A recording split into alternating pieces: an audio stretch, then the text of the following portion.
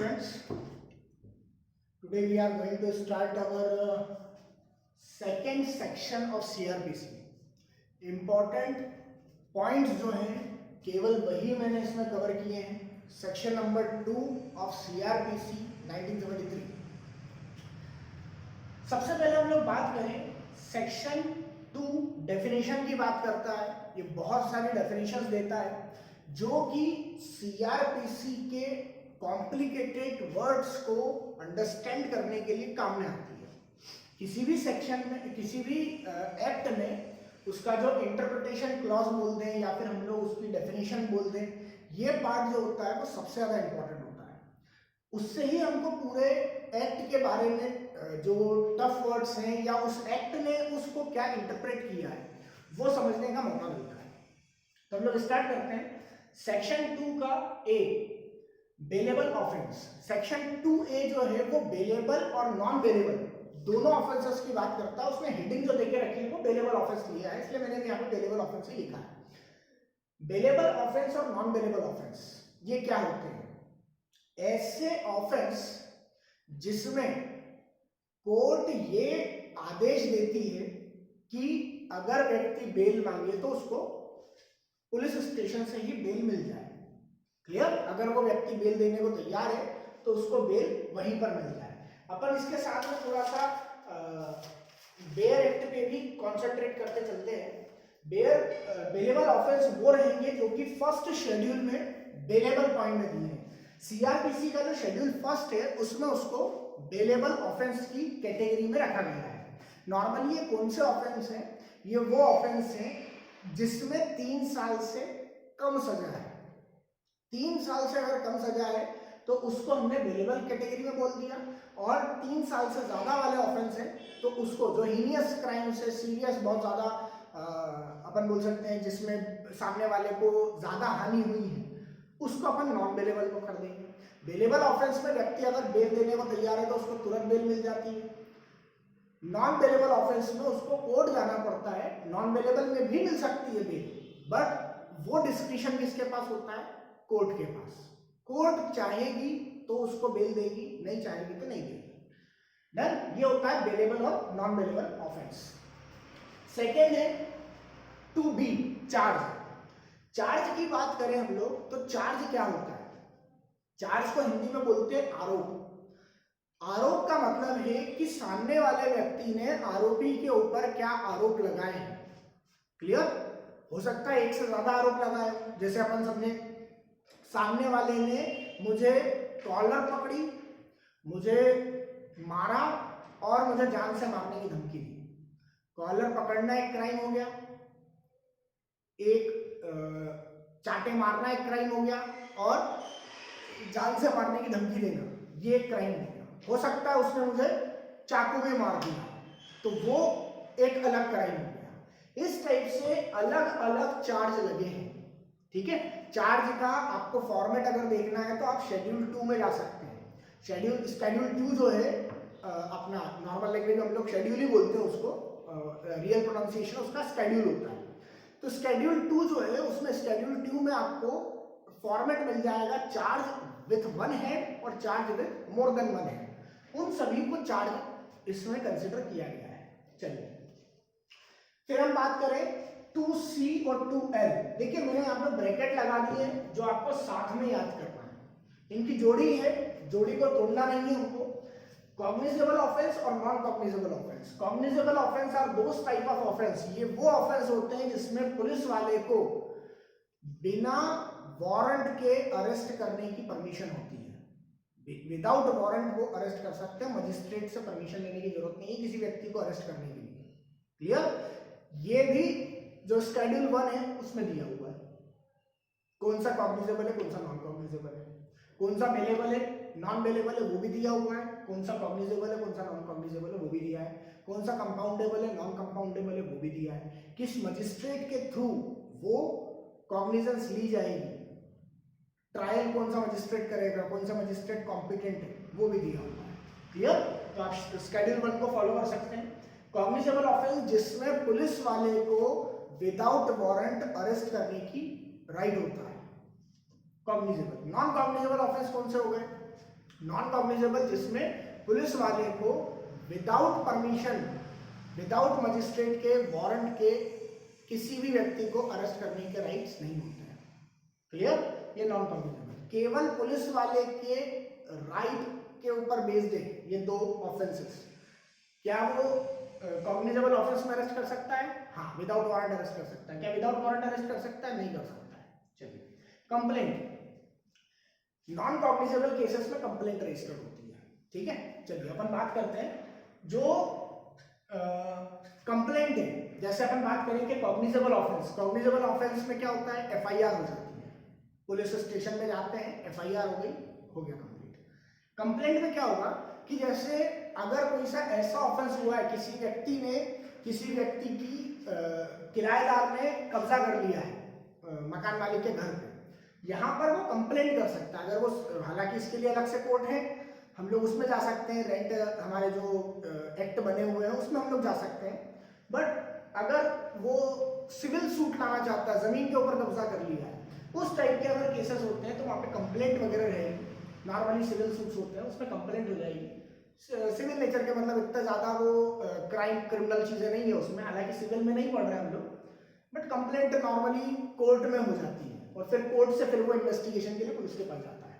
चलिए, इंक्वायरी और इन्वेस्टिगेशन, ये भी मैं ब्रेकेट डाल देता हूँ। इंक्वायरी और इन्वेस्टिगेशन ये भी साथ में याद करना है। 2G पे इंक्वायरी होगी और 2H पे इन्वेस्टिगेशन होगी। इंक्वायरी में क्या होगा? Inquiry always conduct by the magistrate, या मजिस्ट्रेट जिसको डायरेक्ट कर देगा, other than police officer. Police officer को डायरेक्ट करेगा, इंक्वायरी नहीं मानेंगे। अगर किसी साधारण व्यक्ति को, किसी दूसरा ऑफिसर को उसने अथॉराइज कर दिया कि आप इस चीज की इंक्वायरी करो, तो भी वो इंक्वायरी कहलाएगी। मजिस्ट्रेट खुद अगर इंक्वायरी करता है तो भी वो इंक्वायरी कहलाएगी। Inquiry is always conduct by magistrate. Done? Investigation, investigation is always conduct by the police officer. Police officer के द्वारा ही कंडक्ट करी जाएगी। इंक्वायरी का मोटिव होता है किसी क्वेश्चन का आंसर डिटेक्ट करना, कोई फैक्ट है उसको डिटेक्ट करना कि वो ट्रू है या फॉल्स है। कोई किसी चीज पर क्वेश्चन आके अटक गया है, उस चीज के ऊपर इंक्वायरी करेंगे और ये पता लगाएंगे कि क्या वो चीज सही है, ट्रुथनेस है या नहीं। क्लियर? इंक्वायरी इस मोटिव के साथ होती है। इन्वेस्टिगेशन मोटिव होता है एविडेंसेस को कलेक्ट करना। जब कोई क्राइम हो जाता है तो पुलिस वाले स्पॉट वेरिफिकेशन करते हैं, जिस जगह पे क्राइम हुआ उस जगह पर जाते हैं और वहां से सबूत कलेक्ट करते हैं, लोगों से गवाह लेते हैं। ये इन्वेस्टिगेशन है। Clear? Judicial proceeding, judicial proceeding की डेफिनेशन दी हुई है 2I में, और ये बात करती है कि जुडिशियल प्रोसीडिंग मींस ऐसी प्रोसीडिंग जिसमें, अदर देन ट्रायल, जिसमें ओथ पे एविडेंसेस लिए जाते हैं। क्लियर? मतलब अगर मैं सिंपल वे में बात करूं, inquiry means other than trial, judicial proceeding means including trial. ठीक है, शायद मैंने अभी एक्सक्लूडिंग ट्रायल बोल दिया, गलत बोल दिया मैंने। जुडिशियल प्रोसीडिंग में ट्रायल भी इंक्लूडेड है। इंक्वायरी, अगर मैं जुडिशियल प्रोसीडिंग को सिंपल वे में बताऊंगा तो inquiry plus trial is equals to judicial proceeding. Evidence, court के एविडेंस ओथ पर लेने की प्रक्रिया को हम बोलते हैं जुडिशियल प्रोसीडिंग। कोर्ट की ओथ पर, शपथ पर एविडेंस को ग्रहण करने, एविडेंस को लेने की जो भी प्रोसीडिंग होती है उसको बोलते हैं judicial proceeding. Clear? Metropolitan area, metropolitan area basically हमको इतना ज्यादा याद करने की जरूरत नहीं है, वो इंपॉर्टेंट नहीं है, पर मैंने इसलिए लिखा क्योंकि इससे रिलेटेड एक सेक्शन 8 है। मेट्रोपॉलिटन डेफिनेशन जो है मेट्रोपॉलिटन एरिया के 2K में बोलते हैं कि एज डिफाइंड इन सेक्शन 8। तो सेक्शन 8 क्या बोलता है? सेक्शन 8 बोलता है कि 10 लाख से ज्यादा की पॉपुलेशन वाला कोई सा एरिया होगा उसको हम लोग बोलते हैं मेट्रोपॉलिटन एरिया।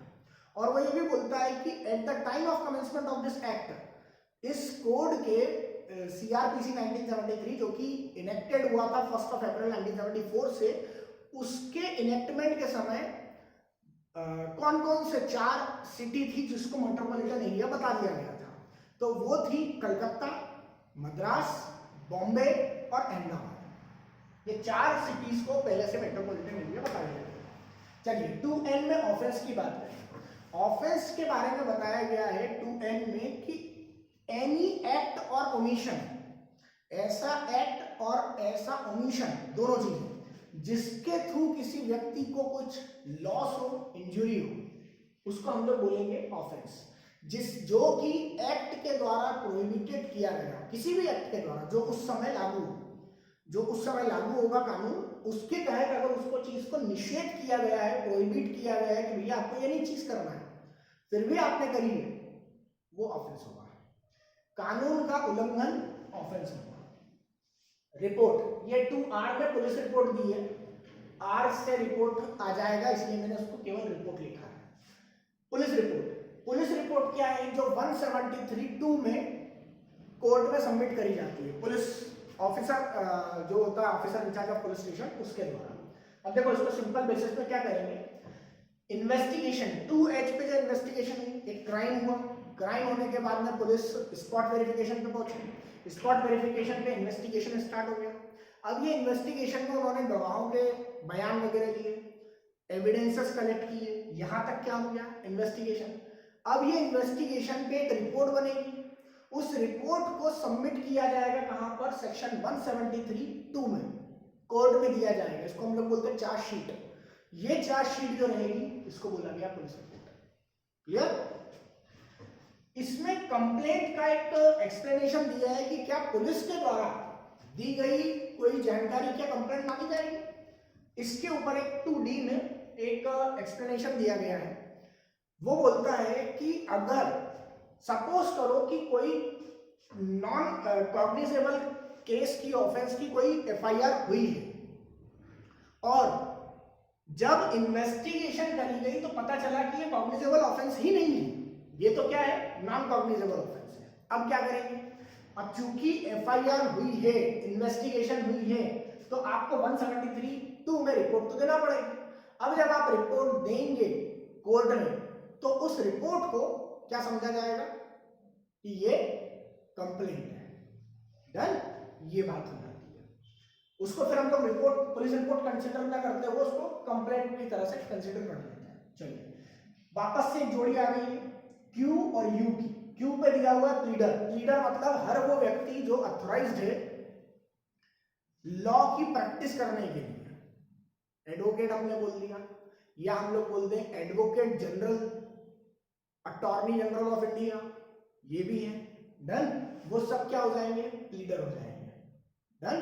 तो क्या sir attorney general of India और ये भी आ जाएंगे? ये भी उसी में रहेंगे।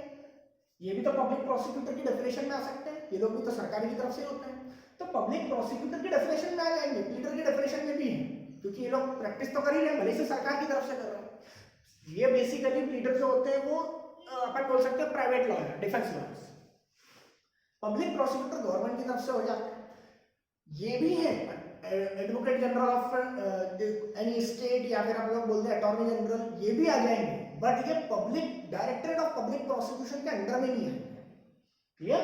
तो ये प्राइवेट वकील बोल सकते हैं, ये लोग गवर्नमेंट वकील बोल सकते हैं। चलिए पब्लिक प्रोसिक्यूटर सेक्शन 24। डन? चलिए आगे हम लोग बात करते हैं समन केस। 2W में समन केस है, 2X में वारंट केस है। समन केस क्या होता है? समन केस ऐसा केस है जिसमें जो कन्विक्शन हो सकती है, अगर उसका ट्रायल होता है और कन्विक्शन हो सकती है, तो वो 2 साल से ज्यादा की नहीं होगी, सजा जो मिलेगी वो 2 साल से ज्यादा नहीं होगी, तो समन केस आ जाएगा। और अगर 2 साल से ज्यादा की सजा है, या फिर लाइफ इंप्रिजनमेंट है, या फिर डेथ वाला केस है जिसमें डेथ पनिश किया जा सकता है, तो यहां पर आ जाएगा वारंट केस। मतलब केवल अपन बोल सकते हैं कि 2 साल से ज्यादा वाले रहेंगे तो समन, सॉरी वारंट केस 2 साल से कम वाले रहेंगे, समन केस 3 साल से ज्यादा वाले रहेंगे कॉग्निजेबल, 3 साल से कम वाले रहेंगे नॉन कॉग्निजेबल। विक्टिम, ये 2008 का जो अमेंडमेंट आया है उसमें डाला गया है ये प्रोविजन WA, विक्टिम। विक्टिम की प्रोविजन, विक्टिम का डेफिनेशन नहीं थी, ट्रायल की डेफिनेशन भी नहीं थी। ट्रायल क्या होता है? Trial means other than inquiry. Trial को हम क्या बोल देंगे? इंक्वायरी में क्या होता है? इंक्वायरी में एक क्वेश्चन का आंसर दिया जाता है कि वो सही है या गलत है। ट्रायल में क्वेश्चन तो होता है, बट उसका आंसर जो होता है वो either in the form of conviction और एक्विटल होता है। मतलब उसमें कोर्ट जो होती है वो सजा सुनाती है, या बाइज्जत बरी कर देती है, उसको हम लोग ट्रायल बोलते हैं। तो ट्रायल की डेफिनेशन भी लीजिए। जब विक्टिम की जरूरत लगी विक्टिम की डेफिनेशन की, तो 2008 का अमेंडमेंट जो था, जो कि 31 दिसंबर 2009 से अप्लाइड हुआ, उसमें विक्टिम की डेफिनेशन दी गई और उसमें बोला गया कि विक्टिम जो रहेगा, जिस व्यक्ति को इंजरी या लॉस हुआ है वो तो रहेगा ही रहेगा, साथ में उसका गार्जियन और पेरेंट्स को भी इंक्लूड किया गया। क्लियर? तो विक्टिम की डेफिनेशन आ गई 2W में। ये वो सेक्शंस हैं जो आपको सीआरपीसी के सेक्शन 2 में से पूछे जा सकते हैं। क्लियर? चलिए हम लोग आगे नेक्स्ट वीडियो में आगे देखेंगे। Thank you.